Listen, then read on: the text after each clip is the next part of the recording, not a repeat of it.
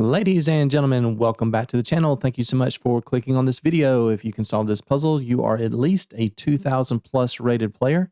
We are continuing in our series. This is puzzle number 3. Now, before I ask you to pause the video, I do want to give you a brief set of instructions.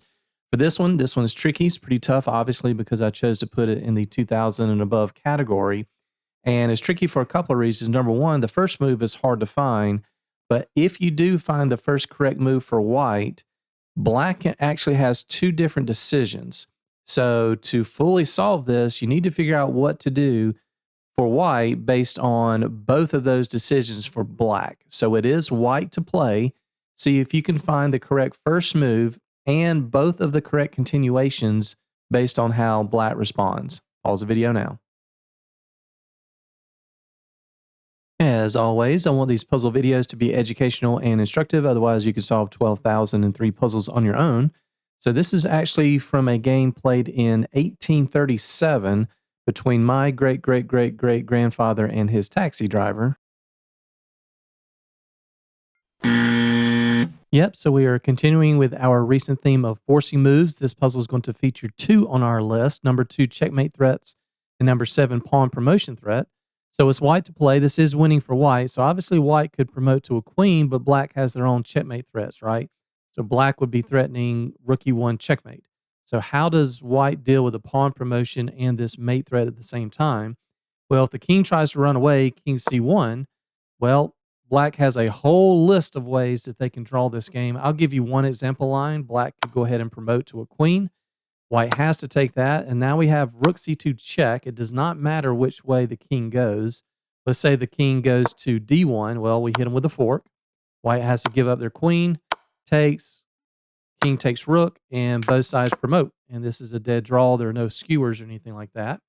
So let's say that instead of the king going to d1, let's say the king goes to b1.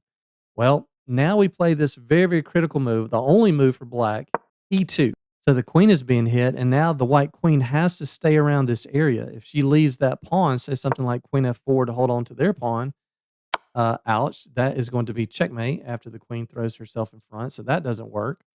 So if we go back after e2, she's got to stay somewhere in here. So let's say she goes to f2. Well, now black can simply take the pawn on c7, and we have... You shall not pass!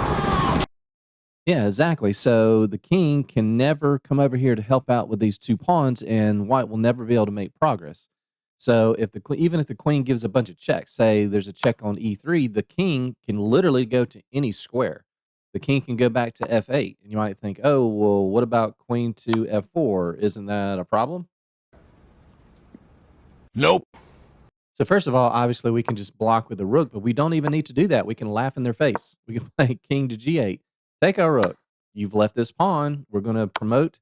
And even though black is up a pawn here, it actually still is a draw. White's going to have about 4,000 checks. Okay, going back to the start. So running the king away doesn't work. What if we take the pawn on d3? Nope, that doesn't work. That's still checkmate, right? So that means going back to the start, the first move that white has to make is a checking move. So I'm going to give you guys a hint if you still haven't solved this puzzle. We've done this before in a previous video, this drill. I want you guys to pause the video and count how many total checks does white have in this position. Pause now. How many did you find? Did you count 10 checks? Congratulations, you are 1 short. There are 11. 1, 2, 3, 4, 5, 6, 7, 8, 9, 10. And the 11th one is the under promotion brilliancy.